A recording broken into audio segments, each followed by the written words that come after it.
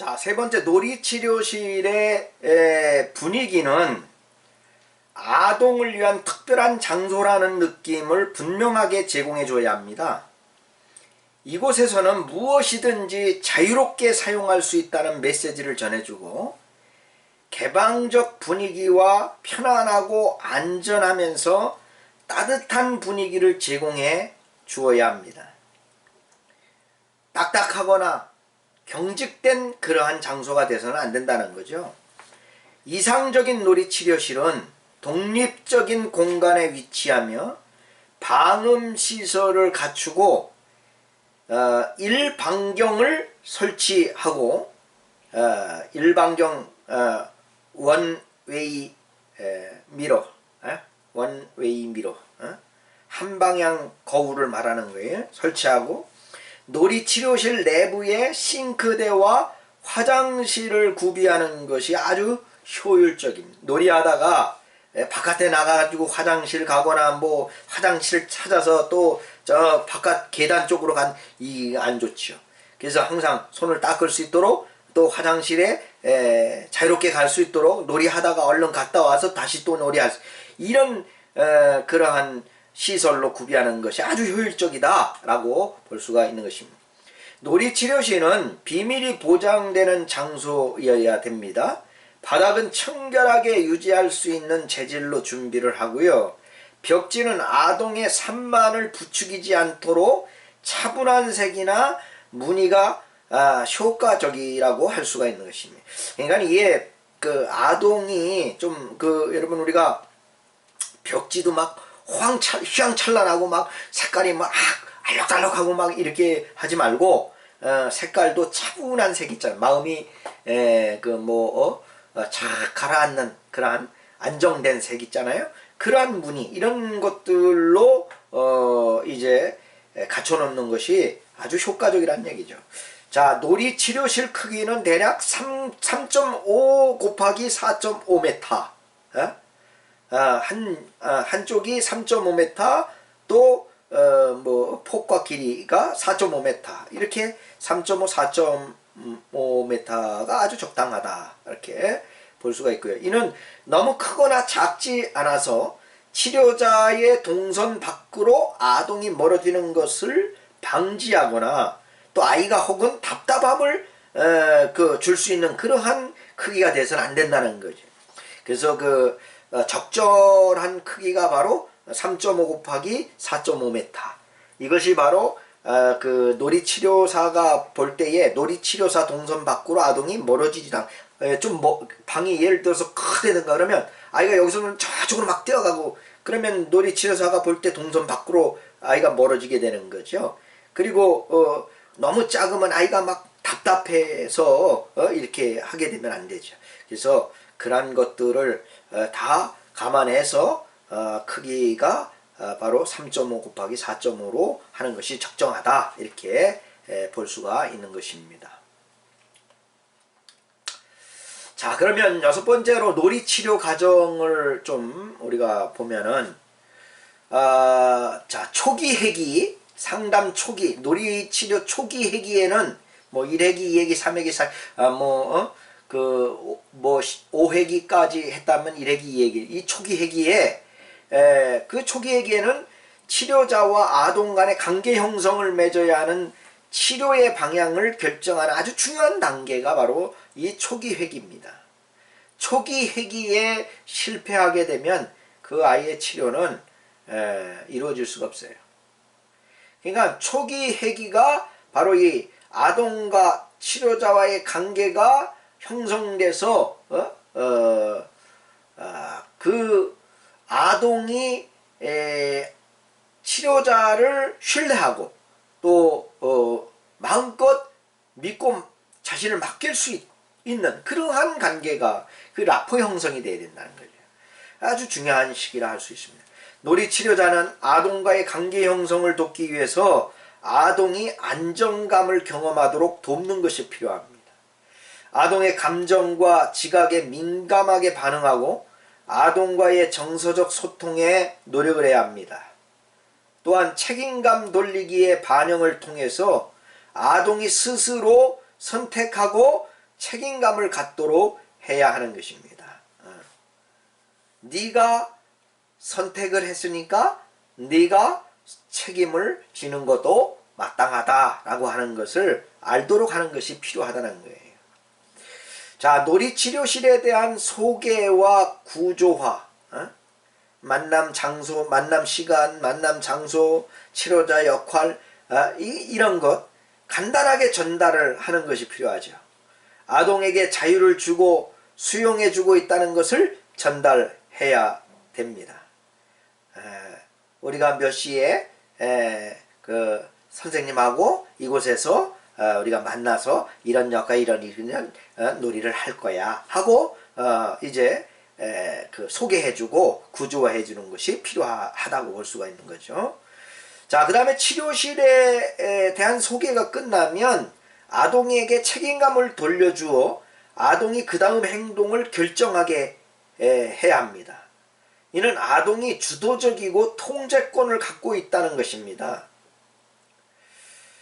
이 치료 과정을 보면 한 4가지로 설명을 하고 있는데요. 첫째는 아동의 놀이는 부정적 감정을 표현하고 발산한다.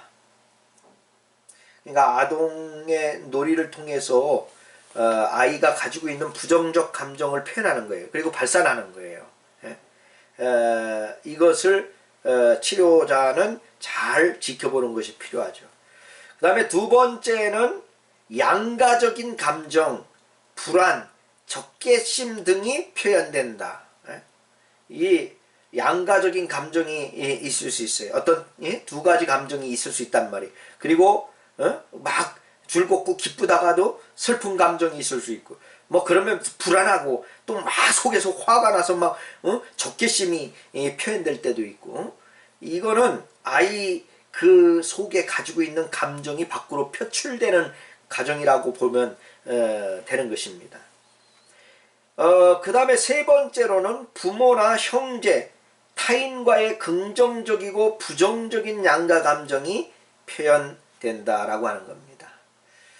타인에 대한 양가 감정이 표현되는데 부모나 형제 또 혹은 타인 이런 그 긍정적인 감정도 있겠지만 또 부정적인 이런 감정이 표현될 수가 있단 말이죠. 그 다음에 4번째로는 아동의 놀이에 긍정적이고 주도적인 태도가 나타나게 됩니다. 물론 부정적인 태도도 나타나긴 하지만 현실적으로 수용 가능한 내용과 태도인 것이죠. 그래서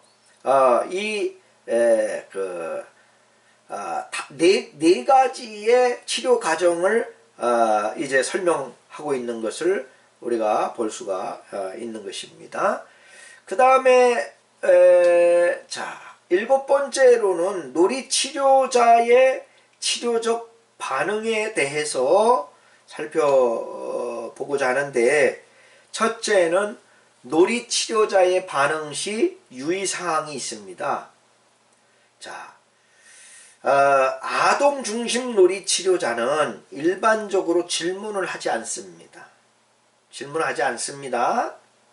이는 아동이 정서에 초점을 맞추기보다는 질문에 답하기 위해 인지 영역을 자극하게 되기 때문이죠. 또한 치료자의 질문에 대한 정답을 찾기 위해서 치료자의 의도를 파악하게 되고, 이는 아동 중심이라기보다는 치료자 중심으로 관계를 구조화시킬 수 있다는 거예요.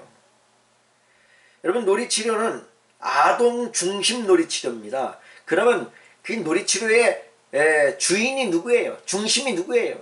아동이에요.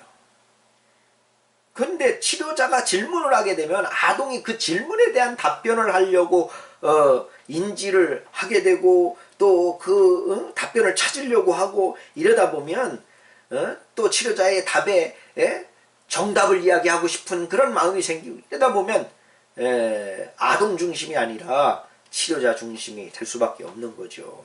이거 아주 조심해야 됩니다. 2번째로 보면 아동 중심 놀이 치료는 평가를 하지 않도록 합니다. 평가하면 안 됩니다. 아 이건 이렇게 잘했네. 그런데 조금 요건 요렇게 하면 되게 좋겠네. 안 됩니다. 치료자는 아동을 칭찬하기보다는 격려하는 태도를 취해야 합니다. 칭찬은 평가를 나타내기 때문이죠. 아 이렇게 잘했네. 이건 잘했는데 요거는 좀 이렇게 하면 더 좋을 것 같네. 이거는 뭐예요? 평가예요 벌써. 예? 치료자가 그 아이의 놀이를 평가하는 거죠. 그렇기 때문에 그 칭찬은 좋지 못하다는 거예요. 격려하는 게 중요해요. 격려. 평가를 나타내는 언어는 아동의 내적인 동기를 뺏고 성인의 기준에 부합하기 위한 행동을 만들어내게, 자꾸 이끌어내게 만든단 말이죠. 그래서 내가 치료 선생님, 치료하는 치료사 선생님한테 칭찬받으려고, 또 잘 보이려고, 또 이쁨을 받으려고, 거기에 부합되는 그런 행동을 자기 행동 속에서 이끌어내려고 자꾸 한단 말이에요. 그거는 좋지 못한 태도라고 할 수 있습니다. 그래서 절대 평가를 하지 않습니다. 세 번째로는 아동 중심 놀이 치료자는 주도하지 않습니다. 누가 주도해요? 아동이 주도하는 거예요.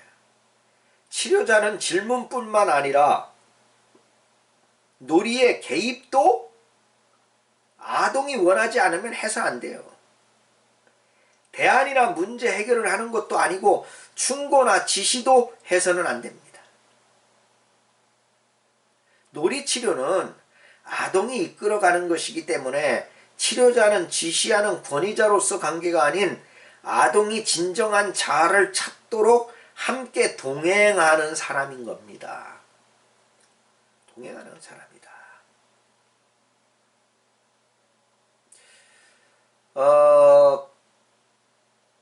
그 다음에 보면은 네 번째, 아동 중심 놀이 치료자는 앞서가는 반응을 하지 말아야 합니다.